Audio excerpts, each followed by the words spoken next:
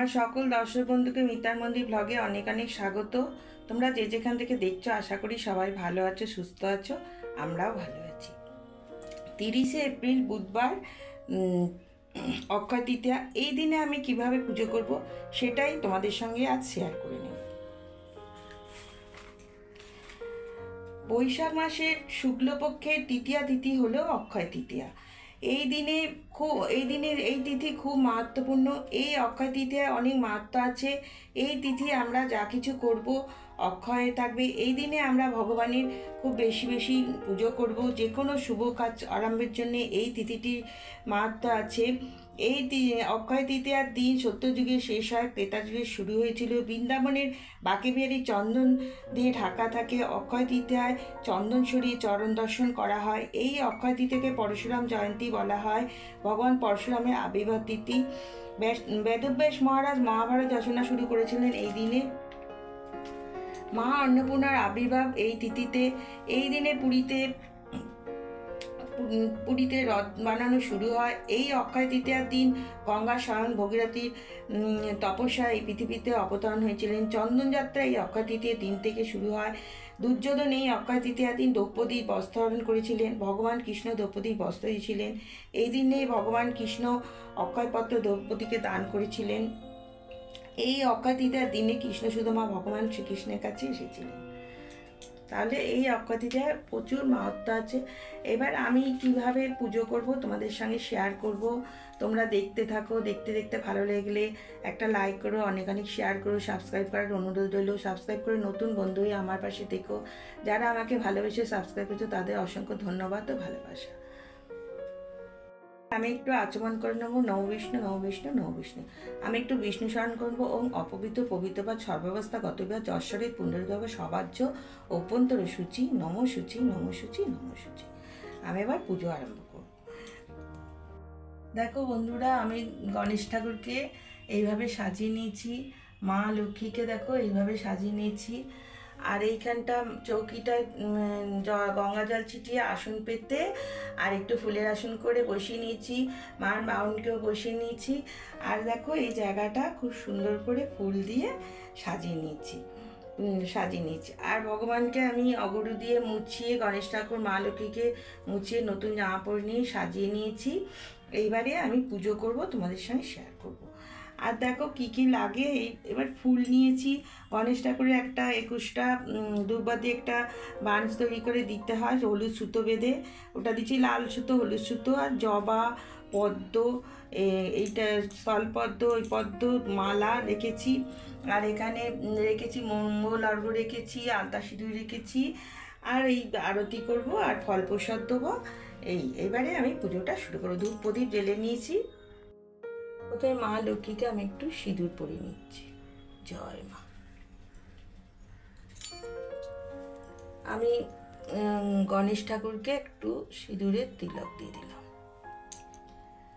মা লক্ষ্মীর বাউন আছে, একটু সিঁদুরের সিঁদুর পরিয়ে দিলাম। এবার দেখো লাল চন্দন আছে এখানে, একটু লাল চন্দন দিয়ে আমি মালা পরিয়ে নেব। মাকে একটু, মা লক্ষ্মীকে আমি একটু মালা পরিয়ে নিলাম। আর এইবার আমি গণেশ ঠাকুরকে একটু মালা পরিয়ে নিচ্ছি। জয় গণেশ। এবার আমি গণেশ ঠাকুরকে বেলপাতা, দূর্বা, জবা নিয়ে গণেশ ঠাকুরকে আগে পুজো করে নেব। আমি বলবো এতে গন্ধপুষ্পে ওম গণ গণপতায় নমঃ নমঃ। গণেশ ঠাকুরকে ফুল দিলাম। এবার আমি মা লক্ষ্মীকে একটু ফুল দেবো।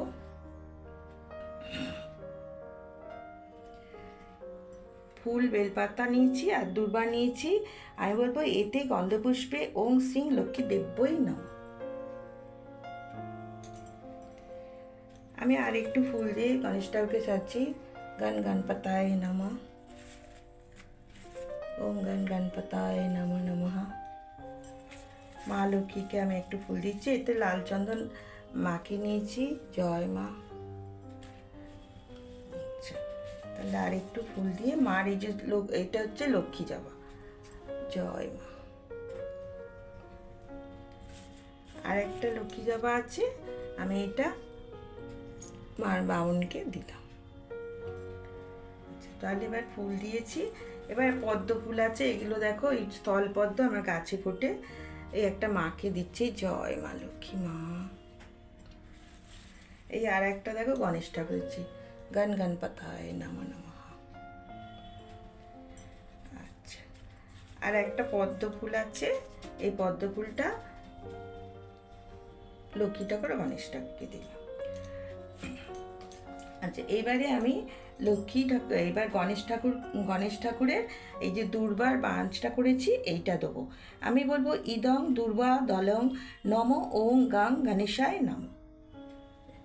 এইটা এই যে ডান দিকে দিতে হয় গণেশ ঠাকুর। আমি এবার গণেশ ঠাকুরকে পুষ্পাঞ্জলি দেবো। আমি বলবো এসো সচন্দন বিল্লপত্র পুষ্পাঞ্জলি নম গণেশায় নম।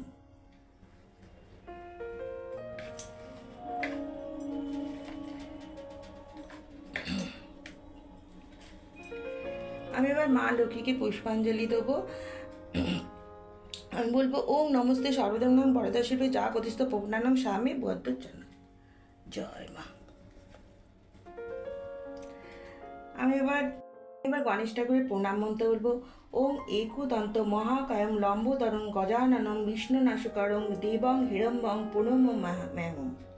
জয় গণেশ ঠাকুর। এবার আমি লক্ষ্মী ঠাকুরের প্রণাম মন্ত্র বলবো। ওম বিশ্বরূপস ভার্যাসী পদ্মে পদ্মলয় শুভে সর্বত্র পায়মাং দেবী মহালক্ষ্মী নমস্তুতে। দেখো আমি এই যে মঙ্গল অর্ঘ্য নিয়েছি, এই মার কাছে দিচ্ছি, গণেশ ঠাকুরের কাছে দিচ্ছি। জয় মা।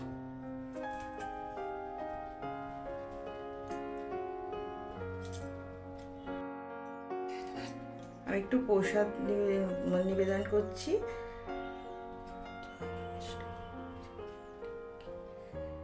চিড়ে মুরগি, নারকোল নাড়ু, লাড্ডু, ফল প্রসাদ দিলাম। আর একটু জল দিচ্ছি গণেশ ঠাকুরকে, মা লক্ষ্মী। এইবার দেখো সব কিছু তোমাদের সঙ্গে শেয়ার করলাম। এইবারে আমি আরতি করব করে ভিডিওটা সমাপ্ত করব। দেখো ভগবানকে সাজিয়েছি, কি সুন্দর লাগছে। দেখো গণেশ ঠাকুর এরকম করে সাজিয়ে নিয়েছি। দেখো মা লক্ষ্মীকে কি সুন্দর লাগছে, নতুন শাড়ি পরেছে, সব নতুন ধুতি পরেছে। আর এইখানটা দেখো সুন্দর করে সাজিয়েছি, ঘরটা ফুল টুল দিয়ে এইভাবে সাজিয়ে নিয়েছি। এবার আমি আরতি করব ঘিয়ের পঞ্চপ্রদীপ আর কর্পূর দিয়ে। জয় গণেশ ঠাকুরের জয়, জয় সিদ্ধিদাতা গণেশায় নমঃ নমঃ। জয় মা লক্ষ্মী মা জয়, জয় লক্ষ্মী গণেশের জয়, লক্ষ্মী গণেশের।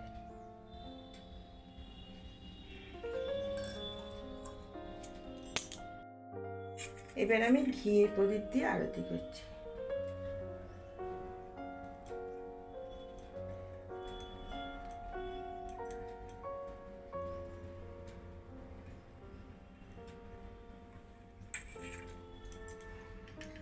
এবার আমি ধূপ দিয়ে আরতি করছি।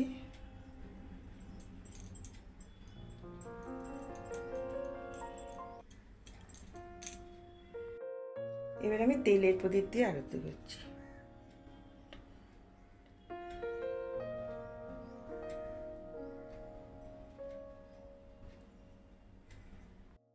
এবার আমি ধুনো দিয়ে আরতি করছি। জয় লক্ষ্মী গণেশের জয়, লক্ষ্মী গণেশের জয়।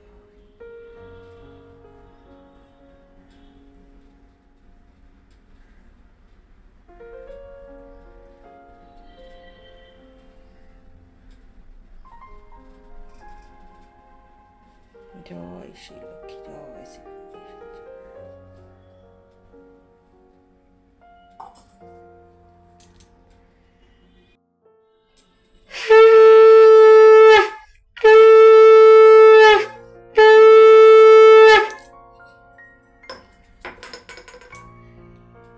বন্ধুরা, তোমাদের সঙ্গে অক্ষয় তৃতীয়া, লক্ষ্মী গণেশ পুজো সব কিছুই শেয়ার করলাম। আজকে এই পর্যন্ত। তোমাদের কেমন লাগলো অনেক অনেক কমেন্ট করো।